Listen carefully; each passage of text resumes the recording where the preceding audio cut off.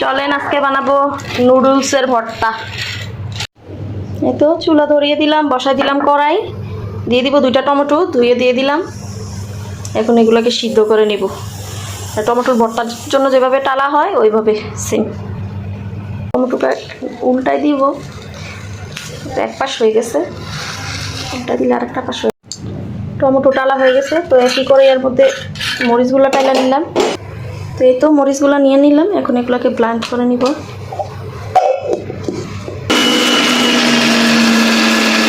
Blend করা শেষ, মরিচগুলো ব্লেন্ড করে নিলাম।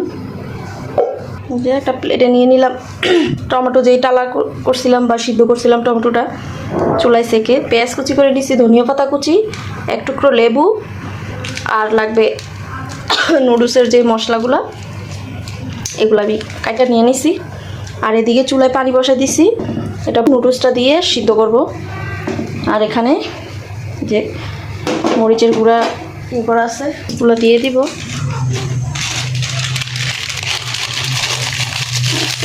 দুইটা নুডলস বানাবো আর কি, 2 পিস।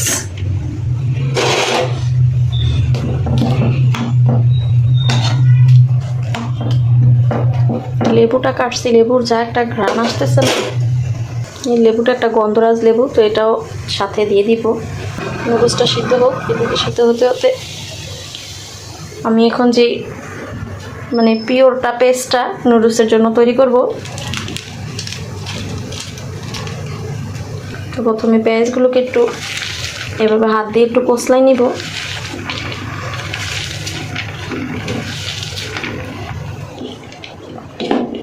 পেঁয়াজ আর ধনা পাতাগুলো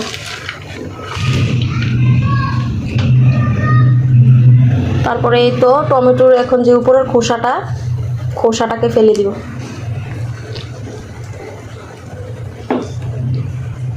যখন সিদ্ধ হয় তখন এটা এমনি উঠে উঠে চলে আসে।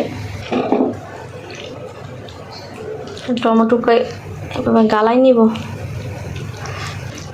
এখনো ভিতরে গরম রয়েছে এটার।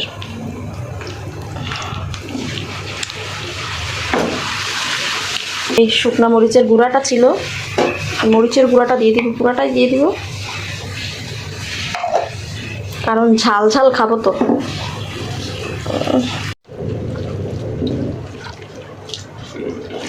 দিয়ে দিব লেবু,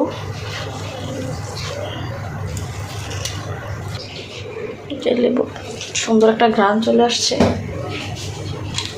আর দিয়ে দেব নুডলসের মশলাগুলা,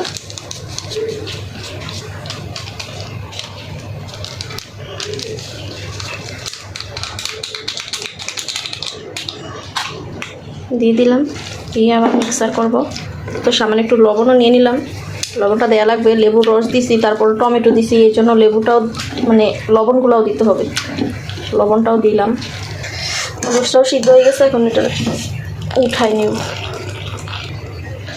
ডিরেক্ট দিয়ে দিব এটার উপরে। হাত দিয়ে মিক্সার করবো না, চামচটা দিয়ে মিশাই দেব। ছেলেমেয়েরাও স্পাইসি নুডলসটা খেতে খুবই পছন্দ করে, এখন ওদেরকে নিয়ে দিব। চলুন ইসমামের জন্য নিয়ে যাই। এই তো ইসমামকে দিলাম, এখন দেখি ইসমামের কি রিভিউজ।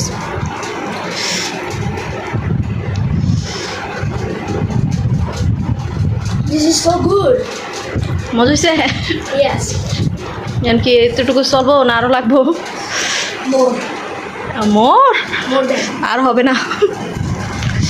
তো রিভিউজ পেয়ে গেলাম আমরা, ইসমাম তো ভালো বললো, আপনারা সবাই ট্রাই করতে পারেন নুডলসটা।